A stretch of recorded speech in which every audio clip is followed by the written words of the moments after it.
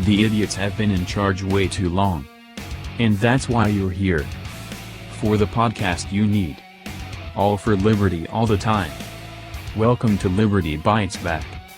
With your host, Brandon Imel. The FBI has made it clear they are looking into Hunter Biden and the brother of Joe Biden from dealings with the Chinese, and this is the story banned and hidden by the tech giants like Facebook, Twitter, YouTube, and Google. Even the legacy media hid and ignored this story before the election of 2020, and calling everyone talking about it a conspiracy theorist. This was the biggest cover-up in American history.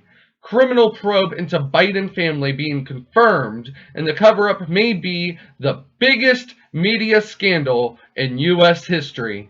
Joe Biden's brother and son are under federal criminal investigations for illicit business dealings with China. According to the former Biden associate, Tony Bablinski, the Biden family is compromised, but it gets worse. The media and big tech did everything in their power to suppress the story and protect the Democrats and their candidate. Meanwhile, lies and smears about Trump and Russia, disinformation spreaded throughout the mainstream media. We are now faced with a shocking reality. The media is lying to cover up the crimes of Joe Biden, and Joe Biden is corrupted and compromised by China. The Associated Press states, Hunter Biden tax probe examining Chinese business dealings. The Justice Department is investigating the finances of President-elect Joe Biden's son, including scrutinizing some of his Chinese business dealings and other transactions. A person familiar with the matter told the Associated Press on Wednesday. The revelations put a renewed spotlight on questions about Hunter Biden's financial history, which dogged his father's successful White House campaign and were a frequent target of President Donald Trump and his allies. They also come at a politically delicate time for President-elect, who is weighing his choice to lead an agency that is actively investigating his son. The tax investigation was launched in 2018, the year before the elder Biden announced his candidacy for the president. Hunter Biden confirmed the existence of the investigation on Wednesday, saying he learned about it for the first time the previous day.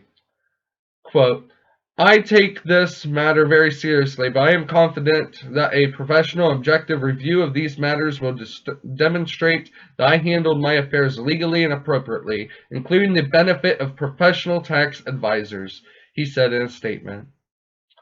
It isn't clear which entities or business dealings might be tied up in the probe, though the person with the knowledge of the matter said at least some of the focus was on his past work in China.